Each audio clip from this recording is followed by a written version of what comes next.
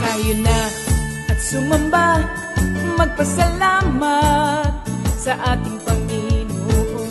Tayo na kumanta, sumayaw sa saliw ng tugtugan, kay inang pagmasdan ang nagkakaisa at sama-sama magkakapatid.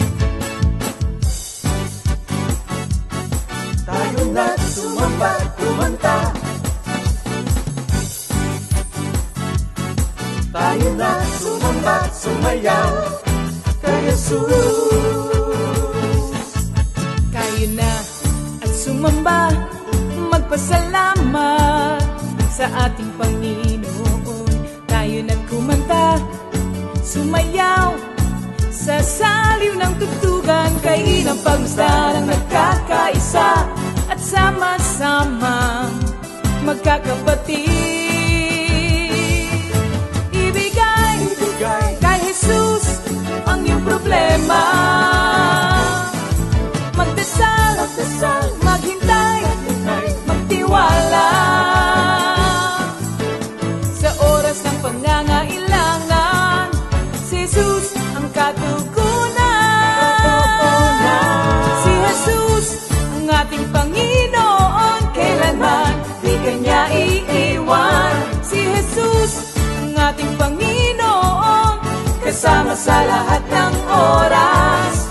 Papuri at pasasalamat tanging sa'yo, alay. Tanging sa'yo, alay.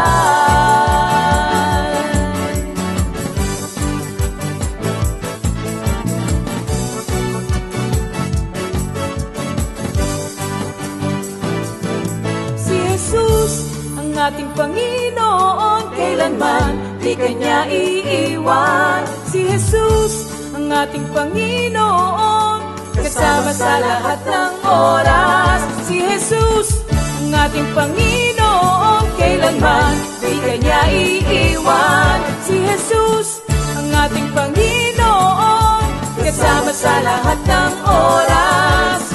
Papuri at pasasalamat tanging sa'yo, alay.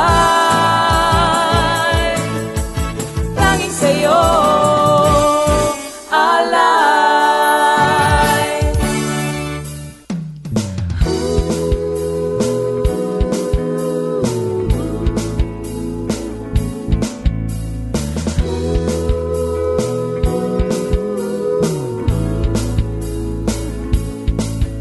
Pinagpalang buhay ang kaloob ng Diyos sa lahat ng tao. May takot sa Kanya. Pinagpalang buhay ang kaloob ng Diyos sa lahat ng tao. Nagtitiwala. Hallelujah! Purihin ang ating Panginoong Diyos. Isang magandang gabi sa ating lahat. A blessed evening to all of us, mga kapatid. Comfy North, East, West, South. Welcome po kayo sa ating Midweek Bible Study. Yan. Bago po ang lahat, tayo muna po ay manalangin at humingi ng gabay, patnubay sa ating dakilang Diyos. Hallelujah! Hallelujah! Mapagpalang Ama sa langit, maraming salamat po muli sa gabing ito na pinagkaloob mo sa amin, na malaya kaming makapakinig ng iyong mga banal na pagtuturo.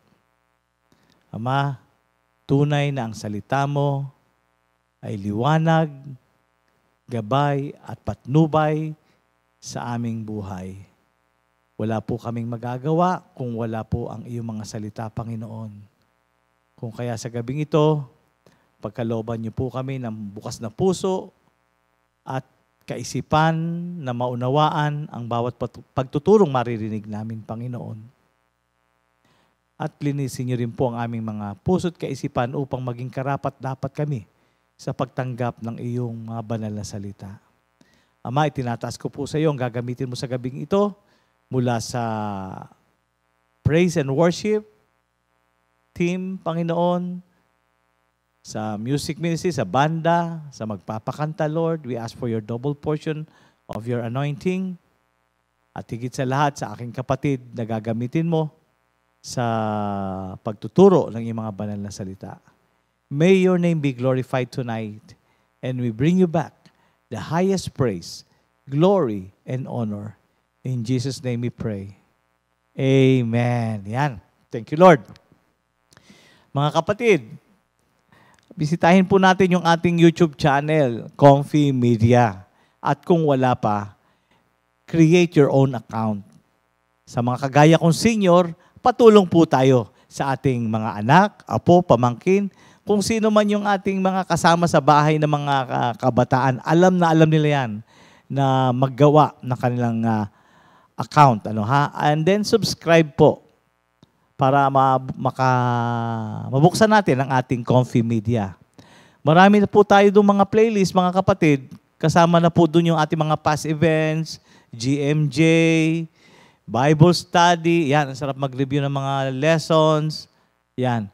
And of course, yung mga fellowships natin and others. Yun yung mga celebration natin ng anniversary sa iba't ibang panahon, iba't ibang lugar. Napakasarap panoorin. Mga concerts natin, no? Napakagandang panoorin muli. Yan. And of course, hindi natin makakalimutan ang ating kapatid na nagdadaos ng kanyang special day. It's August 13, 2025. Yan. Happy birthday, Sister Liway Alcantara. Kababayan ko yan. From San Pablo City. Sister Blessy Tatlong Maria. Sister Zenny Radam. And Brother Sian, lektor, apo ni Sister Nori. And Sister Lynn Samaniego. And of course, happy anniversary sa Kabanatuan Outreach. Comfy Kabanatuan Outreach.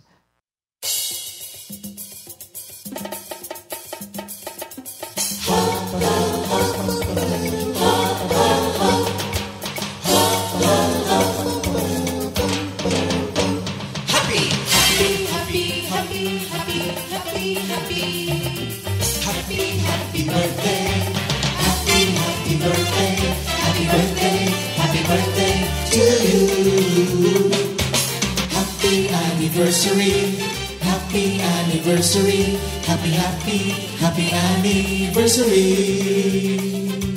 Happy anniversary. May the good Lord bless you, may the Lord's light shine upon you. Happy anniversary to you. Happy birthday to you. Thank you, Lord. Enjoy your day, mga kapatid. At by the way, salamat po sa ating Comfy Kabanatuan. Nag-enjoy po kami talaga kanina. At napakasaya. Ito po yung sinasabi ko sa inyo na maganda yung naka-dress code eh. Ang gandang pagmasa. Nakakadagdag ng saya ba? Pagka nakita nyo yung mga umattend, nag-celebrate sa anniversary na naaayon yung kanilang kasuutan sa selebrasyon. Yan. Thank you, Lord. Yan. O, ngayon, mga kapatid, let's prepare ourselves para muli tayong sumamba sa ating Panginoong Diyos. Yan. Tawagin na po natin yung ating mga kasama sa bahay para sabay-sabay tayong umawit. Itaas ang kamay, iwagayway. Yan, ganyan. Gustong-gusto ng ating Panginoon yan. And let's welcome our praise and worship team, the Comfy Music Ministry.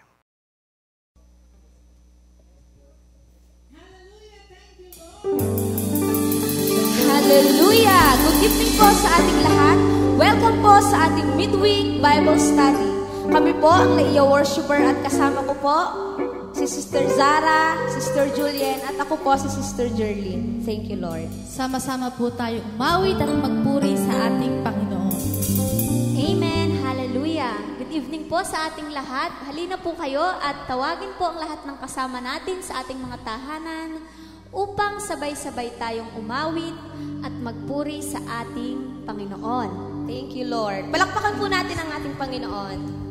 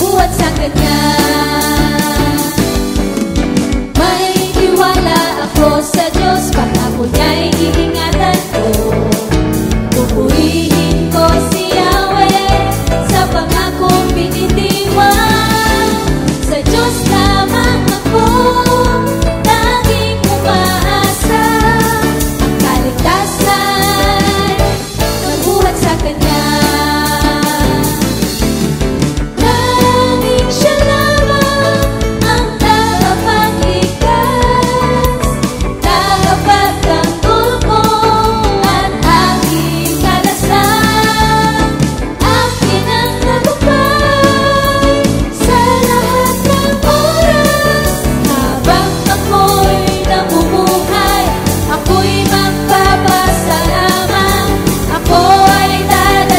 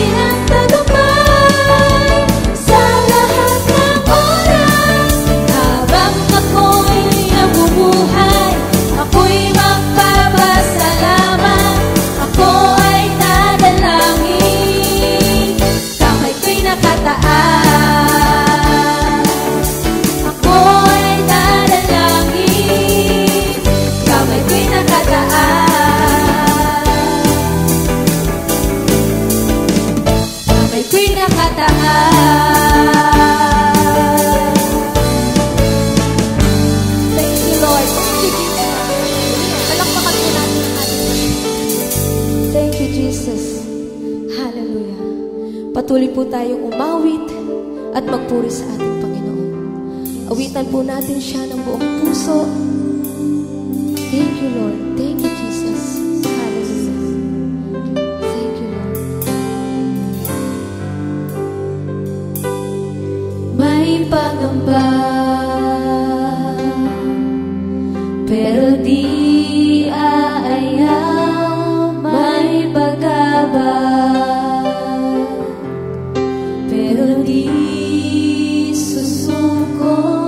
Pagkat alam kong nariyan ka, pag-alalay nawawala. O Panginoong Jesus, dakila ka.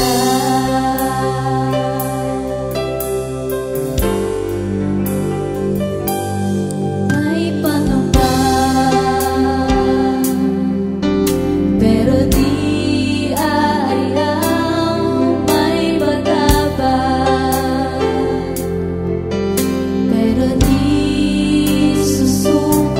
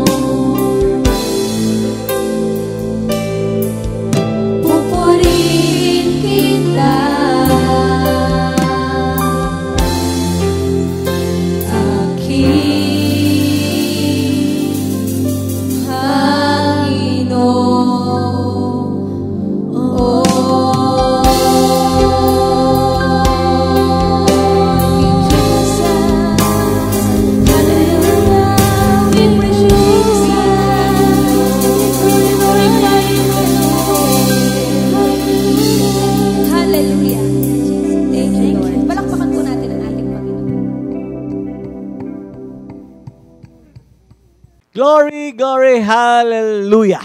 Masarap talagang umawit sa ating Panginoon. Tunay na nalulugod ang Panginoon. Sabi nga, the Lord inhabits the praises of His people. Tayo po yun, mga kapatid. Di ba? Napaka malaking karangalan sa ating mga nilikha na tayo patuloy na nagbibigay kaluwalhatian sa ating dakilang Diyos Ama. Yan. Thank you, Lord. And now, handa na po natin ang ating sarili, ang ating mga puso't kaisipan, ang ating ballpen, notebook, Bible, marker, ano pa ba?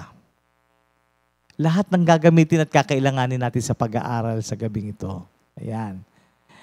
To continue with our series, which is all about the book of the Romans, let us welcome Minister Jeff Borja for the continuation of chapter 15. Let's welcome our brother. Hallelujah. Thank you, Lord. Thank you, Jesus. Kamusta kayo, mga kapatid? Kamusta ang inyong mga tahanan? Kamusta ang inyong kabuhayan? Kamusta ang ating buhay? Ayan.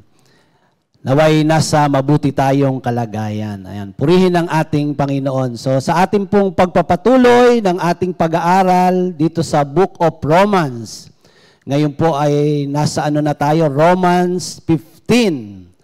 Kung ating babalikan at ating maaalala yung tinalakay ni Minister Elmer noong nakaraang linggo sa Romans 15, 1 to 13, na nabigyan niya nga po ng title na Bring Glory to God Through Relationship. At ngayon naman po sa ating pagpapatuloy nitong Romans 15, atin pong tatalakayin yung mga sumunod na verses, simula po sa verse 14 hanggang verse 21. So inaanyayahan ko po kayo, mga kapatid, na kunin ang inyong mga Bible at sabayan niyo po ako sa pagbasa nitong ating pag-aaral ngayon dito sa Romans 15, 14 to 21. Yan, thank you, Lord. So ang title po dito sa Bible, si San Pablo ang tagapaglingkod sa mga hintil. Verse 14, mga kapatid, lubos akong naniniwalang kayo mismo ay puspos ng kabutihan at may sapat na kaalaman. Kaya't matuturuan na ninyo ang isa't isa. Gayunman, sa sulat na ito'y naglakas loob akong paalalahanan kayo tungkol sa ilang bagay. Ginawa ko ito dahil sa kagandahang loob ng Diyos sa akin upang maging lingkod ni Kristo Jesus bilang pari sa mga hintil. Ipinapangaral ko sa kanila ang magandang balita ng Diyos upang sila'y maging handog na kalugod-lugod sa Kanya dahil sila ay ginawang banal na ng Espiritu Santo. Kaya't sa mga gawaing patungkol sa Diyos, ang aking ipinagmamalaki ay si Kristo Jesus. Wala akong pinapangahasang ipagmalaki, kundi ang ginawa ni Kristo upang maakit ang mga hintil na sumunod sa Diyos sa pamamagitan ko, sa pamamagitan ng aking mga salita at gawa, sa tulong ng mga himala at mga kababalaghan at sa pamamagitan ng kapangyarihan ng Espiritu ng Diyos. Kaya't mula sa Jerusalem hanggang sa Ilirico, ipinangaral ko ang magandang balita tungkol kay Kristo. Ang hangad ko'y ipangaral ito sa mga lugar na wala pang alam tungkol kay Kristo, upang hindi ako magtayo sa pundasyon ng iba. Verse 21, subalit tulad ng nasusulat, makakakilala ang hindi pa nakakabalita tungkol sa Kanya.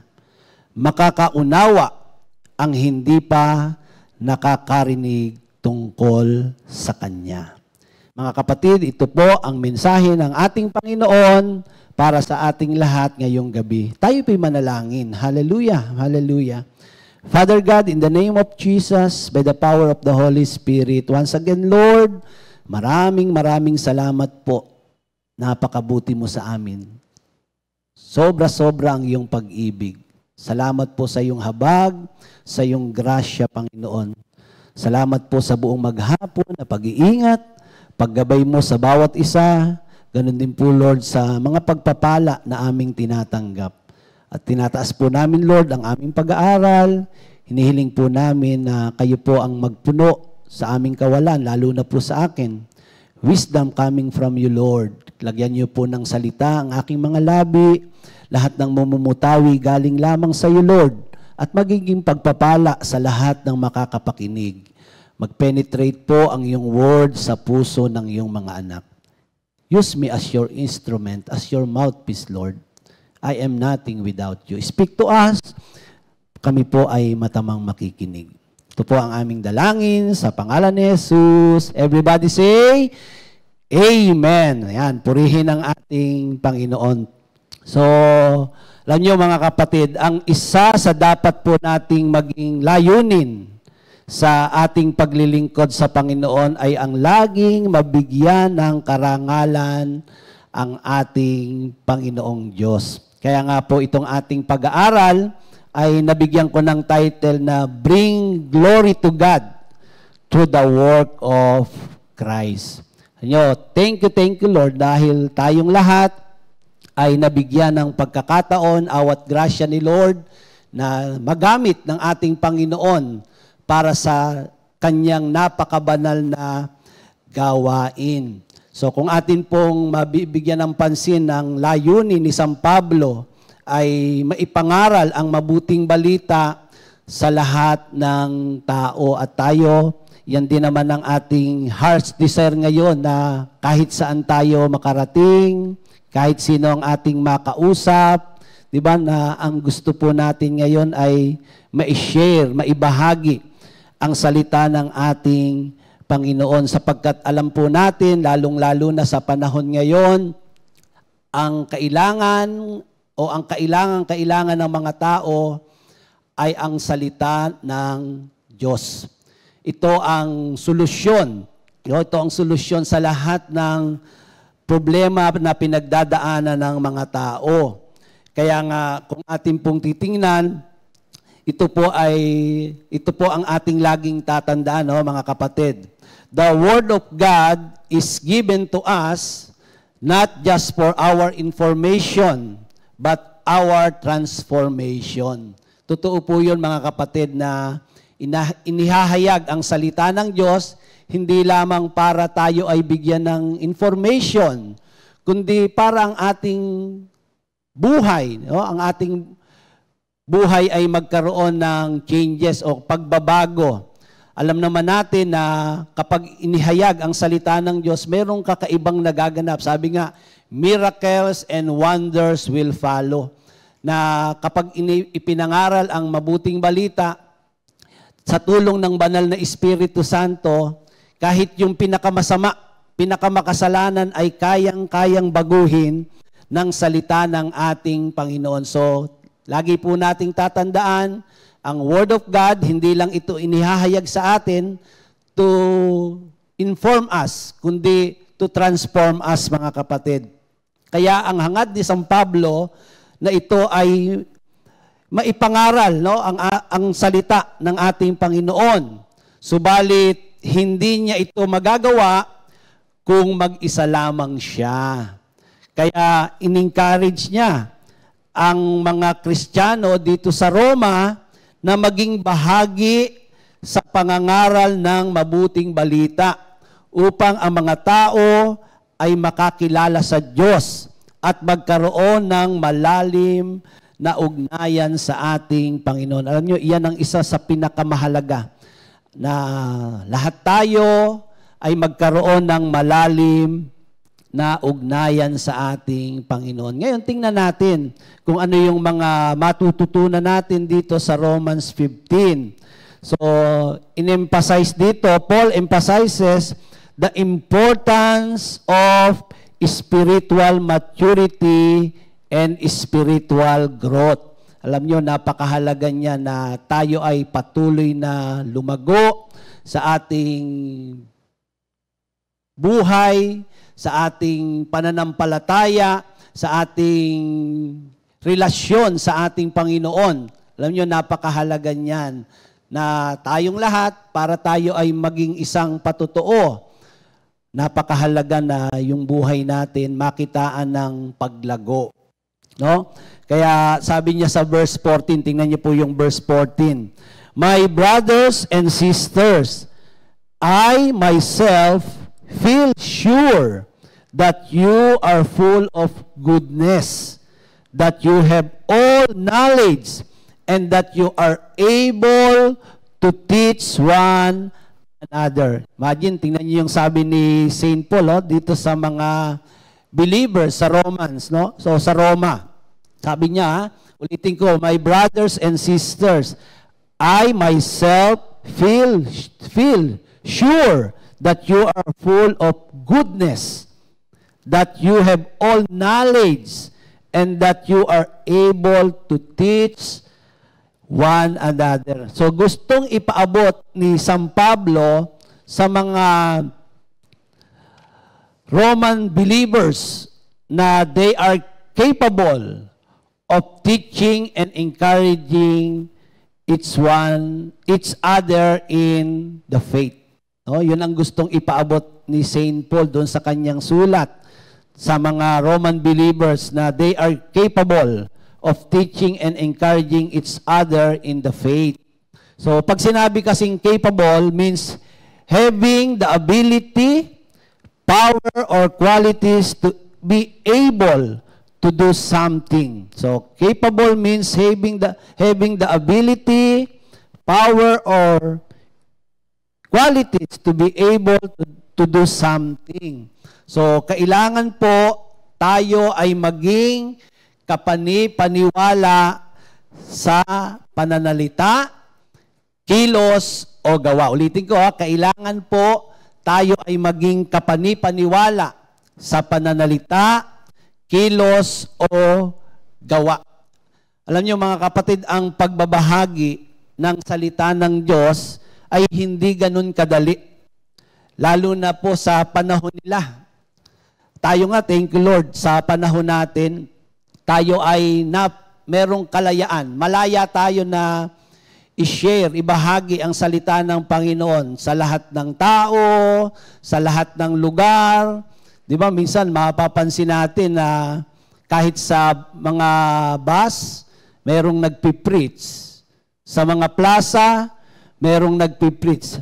Tayo nga po, dati meron tayong mga prayer meeting sa mga kulungan, mga bilangguan. Meron tayong mga prayer meeting sa mga palengke.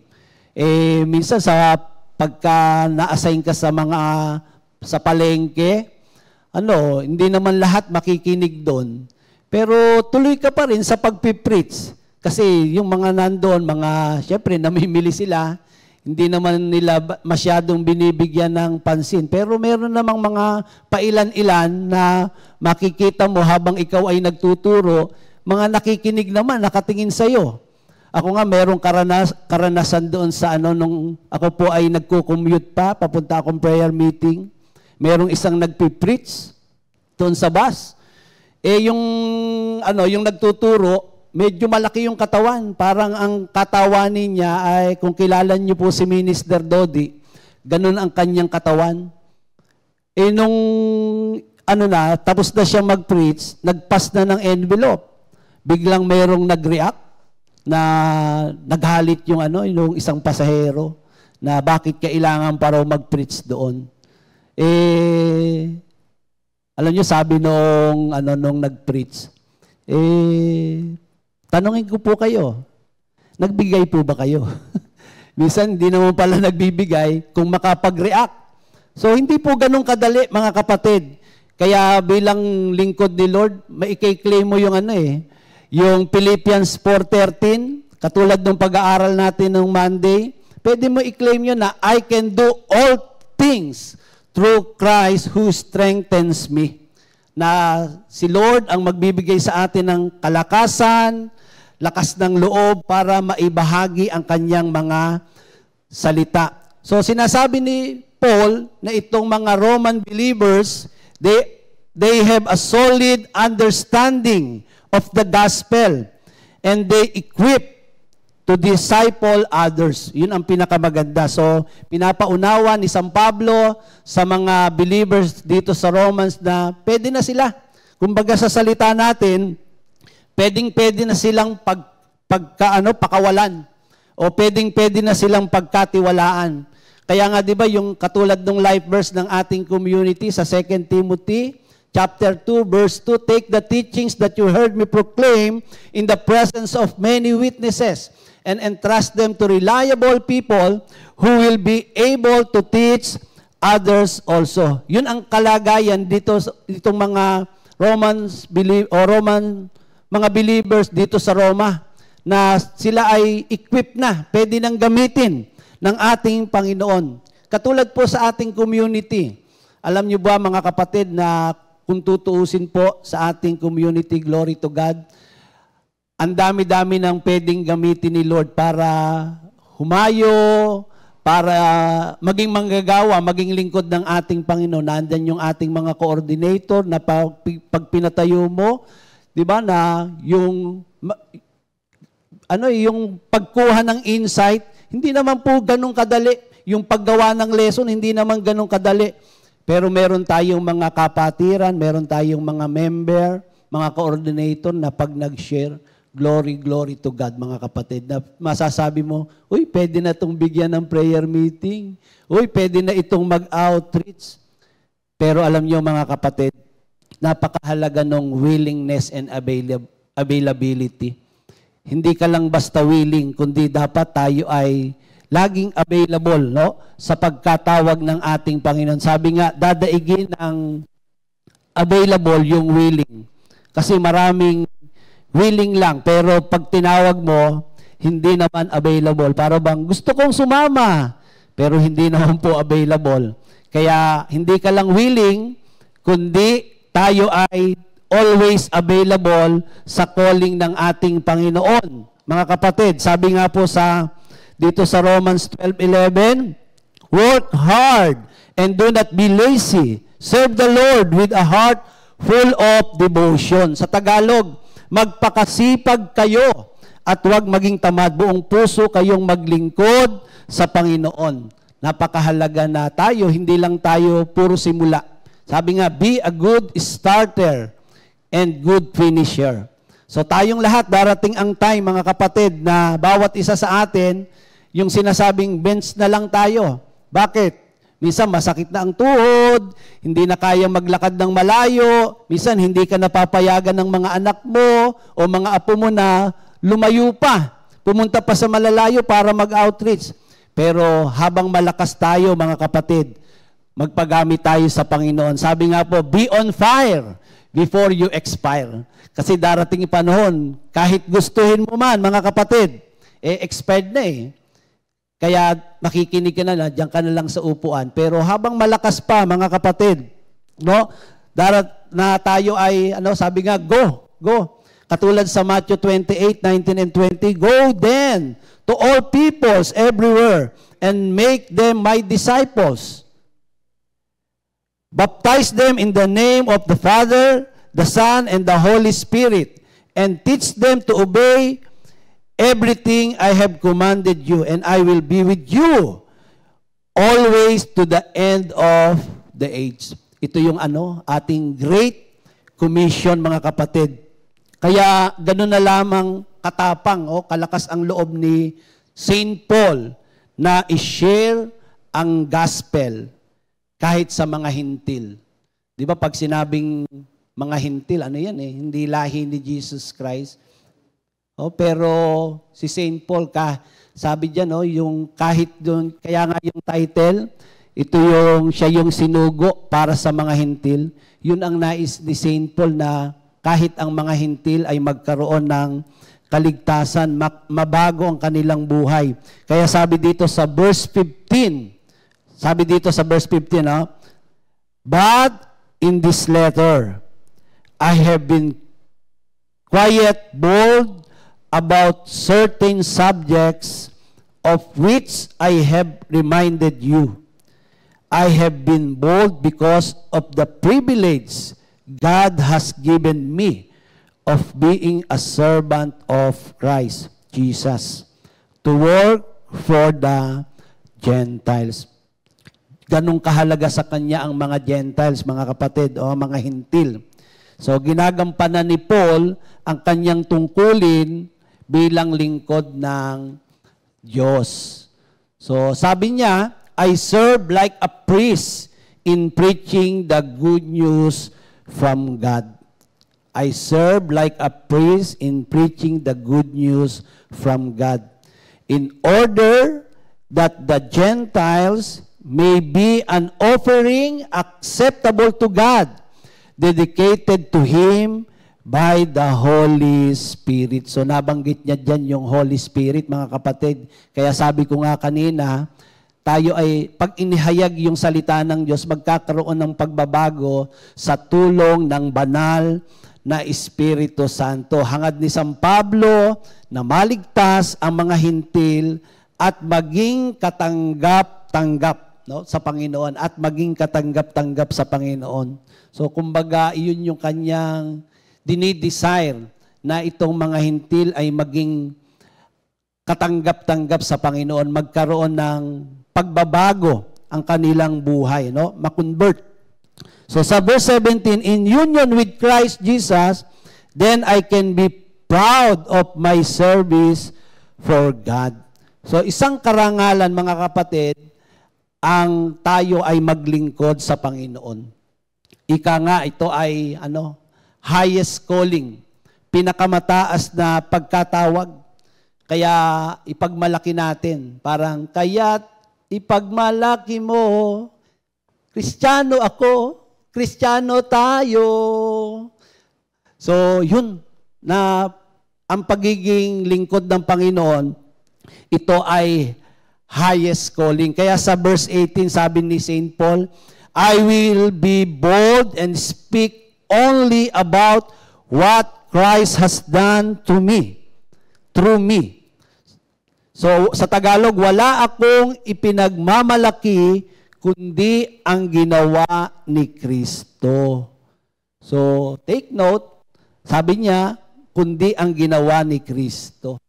So, yun, na tayo nire-remind na para tayo ay makahikayat ng mga tao, huwag nating ipagmamalaki yung ginawa natin para sa Diyos, kundi ang ating ipagmamalaki yung ginawa ng Diyos para sa atin. Yan ang lagi nating tatandaan kasi minsan na mayroong mga tao na para bang na ipagmamalaki, ako, dami-dami kong prayer meeting, ganyan. Hindi. Alam nyo, napakahalaga na lagi nating ipagmamalaki yung ginawa ng Diyos sa buhay natin. Hindi ang ginawa natin para sa Diyos. Alam nyo, sabi nga sa John 12 verse 32, when I am lifted up, I will draw all men unto me. So kaya dapat si Lord, ang ating Panginoon lamang ang laging natataas o naitataas sa ating buhay. No? Sa verse 19, by the power of miracles and wonders and by the power of the Spirit of God. So sinabi niya yan, no? By the power of miracles and wonders, by the power of the Spirit of God. Yung kanyang mga patotoo. Kumbaga nandun yung miracles and wonders. Kasi kasama yun, mga kapatid eh. Para, di ba, ang mga tao, to see is to believe. Parang ang hirap-hirap paniwalain. Pero kapag nakakita ng mga kababalaghan, mga miracles, di ba? So, doon naniniwala. Yung minsan, ako nga meron yung aking puntita.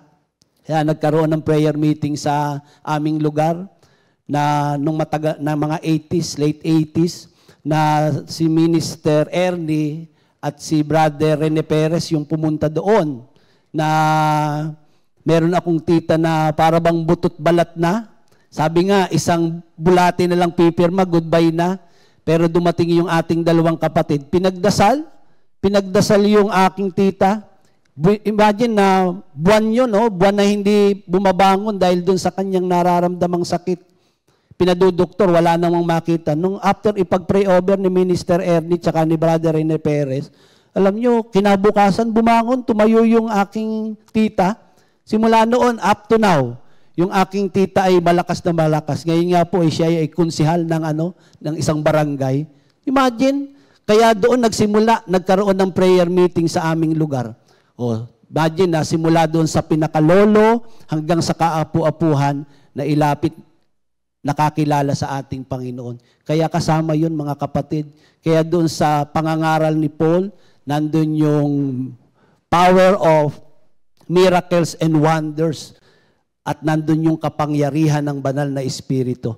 So, yun ang lagi nating tatandaan. Yun ang makita natin. More of Him and less of us. Makita ang kalakihan at kapangyarihan ng Diyos sa buhay natin. So, sabi ni Paul, and so in traveling all the way from Jerusalem to Illyricum, I have proclaimed fully the good news about Christ. Grabe, no? Alam niyo ba na itong distance, no, kung gaano kalayo yung from Jerusalem to Illyricum, ano yan? 1,000 plus miles. 1,600 kilometers. Minister Ernie, mga gaano ba? Ilang bagyo yon from here? Siguro mga 5, 6. Grabe yung, imagine yung layo, yung distansya ng kanyang pag-travel para maihatid ang salita ng Diyos. Tayo, thank you Lord, glory to God. Awat grasya ni Lord, di ba yan naman ay nagagawa natin. Yun nga yung outreach, ano bang pinakamalayo nating outreach? Dito lang sa sa Pilipinas. Siguro ang pinakamalayo na ng ating outreach, Leyte. Di ba? Bohol. Ngayon yung Bicol, gaano kalayo yung ilang oras yung travels from here to Bicol? Parang mga 14, minsan aabutin ka pa ng 17 pag naligaw ka. Pag naligaw. O yung mga stopover, minsan nga naranasan ko mga kapatid na ako lang yung nag-drive. Pero mo, ikaw yung magdadrive, may mga senior kang aalalayan, ikaw ang magigitara, ikaw ang magpipreach, 14 prayer meeting.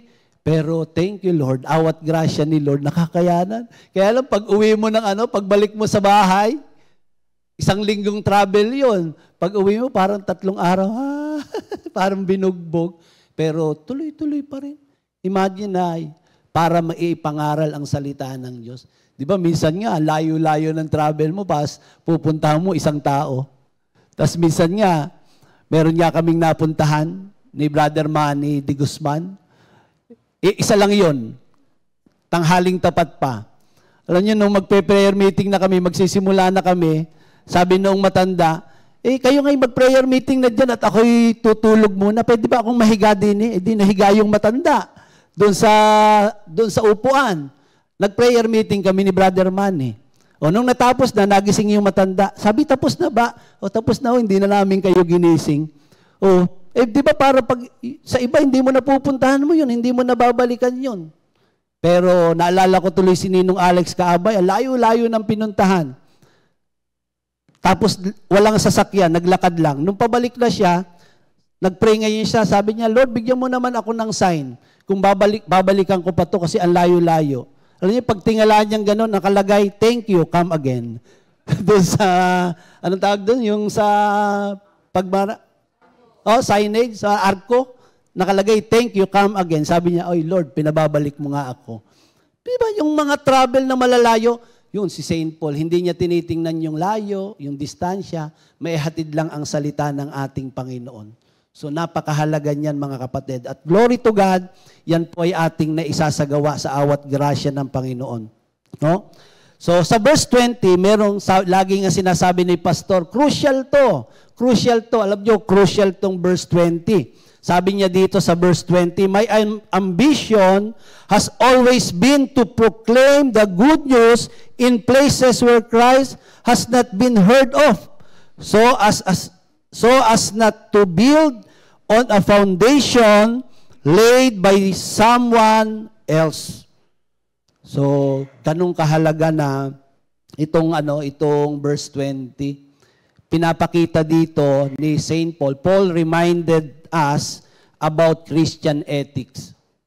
Na, di ba minsan, ako nga may mga karanasan yan na Siyempre, minsan merong, halimbawa, na-assign ako doon sa isang lugar. Merong dumating na dati nating member. So, yung respect para mag-share, minsan, pagtayo nung tinawag mo para bigyan lang ng respect dahil umaten. Biglang inubos yung oras, nag-preach na, hindi ka naman dapat mag-preach. Biro mo na, hindi mo naman congregation, tas doon ka magpipreach. Tinawag ka lang para mag-share ng kabutihan ni Lord. So, parang minsan, hindi namamalayan ng mga tao na yung katulad ni St. Paul na nire-remind tayo na, di ba, minsan, may mga member tayo na sasabihin sa atin, brother, mag-evangelize po tayo, puntahan natin sa ganito, ganyan. Biglang pagpunta natin doon, meron na palang inaatinan. Di ba, minsan kakausapin pa natin yung mga pupuntahan natin na mag-pray po kayo kay Lord kung saan kayo ilalagay ng Panginoon. So, thank you Lord tayo na pamulat sa atin ng ating mga spiritual parents itong Christian ethics na hindi tayo basta-basta pumapasok sa may mga nagpapastol na. Kaya dito, ano ba yung magandang motto dito? Huwag mag-agawan, tayo'y magtulungan. No, huwag mag-agawan, tayo'y magtulungan. Meron yung nakapag-share sa akin nung tayo nasa Glorieta pa. Di ba, doon sa sinihan, iba-ibang fellowship yun.